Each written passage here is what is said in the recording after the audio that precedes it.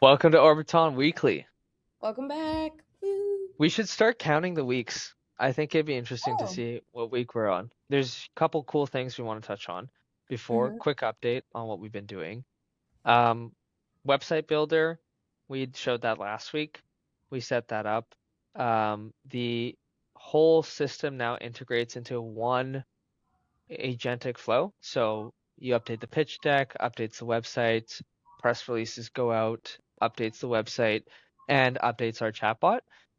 So what we're really looking to do is supplement and move away from the manual labor that people do in terms of the knowledge work side of things and move over to judgment work. And so we'll talk a little bit about what we mean by that, and where work is outsourced versus in-house, and why we're focusing on the type of work that is typically outsourced in IR, and hmm why we see that as an opportunity. Services are the new software. hmm Judgment is the moat, question mark. hmm But services can be a metaphor. It doesn't have to be a literal service job. hmm The technology that exists is not the thing that makes someone stand out anymore. You have like that, the tech capabilities are just out there. People will still continue to need and want and choose to pay for the types of people expertise that is unique and specific to solving their problems. But I think when people talk about software or services, they're thinking of services as like a physical thing that people are doing.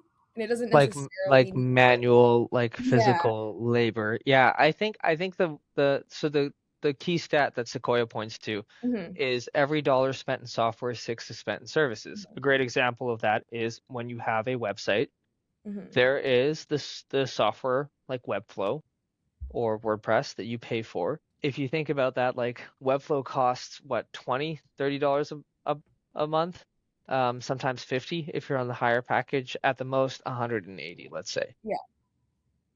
How much do people pay for a consultant to build and manage their website, hmm right? Like upward of 2000 on the lower end to you can see, like I've seen people pay upwards of like 10,000 a month. There's a bigger opportunity if you can replace the actual execution of the work. So typically software was a tool. You would use that tool to get an outcome, and you had a person in the middle who would use the tool to get the outcome. Yeah. Now we're in a circumstance or an environment where instead of a person being in the middle of the tool and the outcome, the software could do the full stack, which means software companies or AI software companies can don't no longer need to offer one part of the solution, one tool, for example, just the CRM, just the website, just the hosting. They can offer the full stack hmm for a few reasons. One, it's become easier to manage and build new software.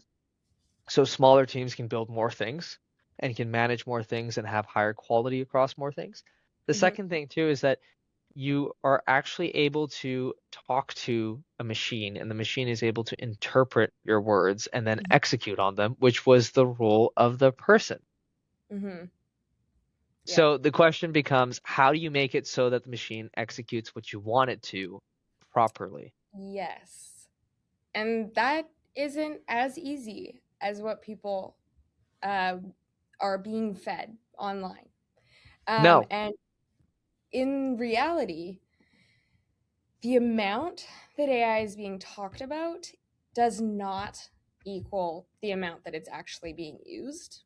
And Yep. people like us have kind of no concept of that unless we look up the stats. And I did. And a little caveat before you dive into stats. I would also say it's not that it isn't being used as much, but it isn't generating as much productivity as Mhm. advertised. Yes.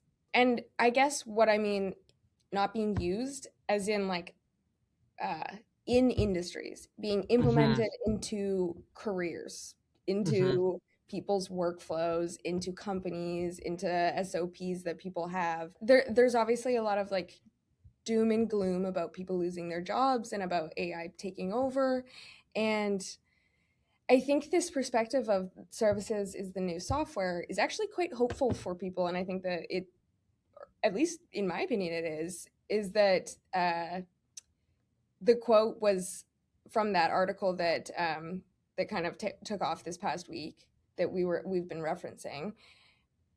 Says intelligence is basically an absolute truth. It's a set amount of correct or incorrect answers, whereas judgment is subtle and intuitive, and it's taste, and it can make a big difference, but it's small and distinct to you.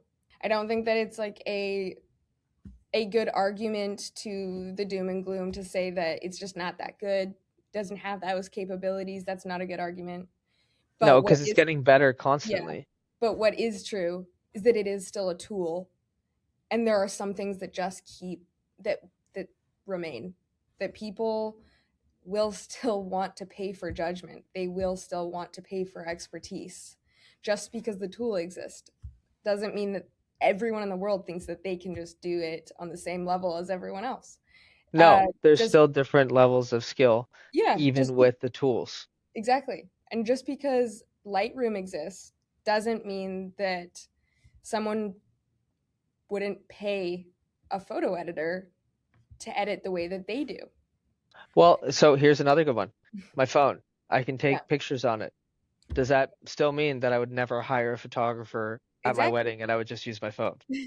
Exactly. That's what we had mentioned this like couple months back of the Hmm. photography example. It Hmm. kind of just stuck out to me as a good example because I come from photography. Hmm. So um so that actually was a legitimate thing people would say to me. Hmm. Old people mostly. But Yeah, people would say like, "Well, now that everyone's got a camera in their pocket, like there's no use for any photographers, aren't you worried?" And it's like, no."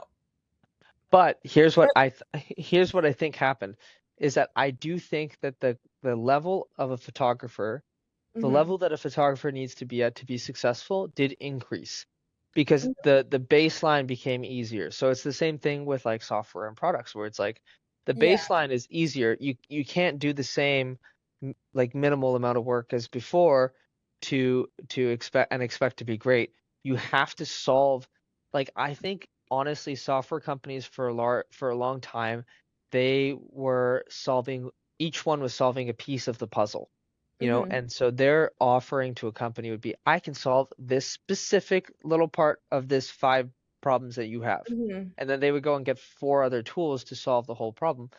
I do think we're moving more into a world where it's like, hey, I'm a software company. Oh, you have a problem engaging investors. I will solve that problem. That includes Mhm. a website, that includes your pitch deck, that includes email distribution, that includes press Mhm. releases, that includes people coming to your website. Like it's Yeah. outcome focused. Do you think Um, that that would then take the a similar form as like consulting in tech? So like that it's more custom? exactly. So that's a good example actually. So when you take a look at consulting firms and agencies, Mhm. where do they get stuck? How do I find consistently high quality people at Mhm. a competitive rate that I can afford and my clients are willing to pay for? Mhm. So I think the consistency of the quality and the ability to manage the updates at scale is where like AI in that specific scenario is Mhm. applicable. And there's so many other ones like that is what we're finding. But Yeah. it's industry specific, not problem specific. Startups wanted to avoid the term consulting. They And the don't term want, service. yeah, Yeah, that's like a big no. yeah. That It that would means ruin like your you're on multiple. the wrong track. Hmm. Um, do you think that that will shift? That's a good question. So I think it can. Yeah. The reason that it was a no-no was because of the problem of scale. The reason people didn't want software companies to do services is because services, again, lower margins, higher cost, lots of manual Mhm. work, one-on-one time.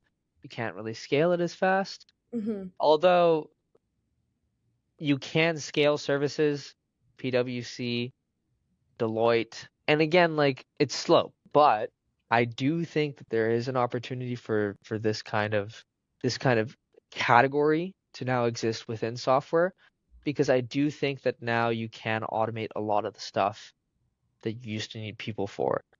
So Mhm. is it true that services are the new software? Again, I always think that things are stretched a little bit. Can you build a software company that now offers services that before were not scalable? Yes. Yeah. Can all of them be supplemented? No. And Hmm. that's where like the differentiation between knowledge and judgment work that you brought up is important. Yeah, yeah. The software becoming the service as the workflow, and the Hmm. people remaining, in my eyes, more valuable than ever I totally out agree. of the expertise. Does it raise the bar like you had said? Yeah. That I also think is a good thing. I can only kind of comment on like what I know, and from, you know, a marketing perspective, the last few years, agencies just kind of get away with charging such crazy numbers, and they kind of have to because of the overhead.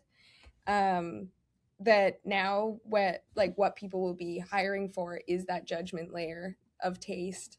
Um, so it raises Which the bar, which but it correct me if I'm doesn't mean wrong, that Mariah, everyone's but at a no, it doesn't. And correct me if I'm wrong, but I Mhm. feel like in agencies you have people who would do the work and they would get very low Mhm. pay, and we've both been those people at some point Yeah. where you're grinding and you're just doing the thing.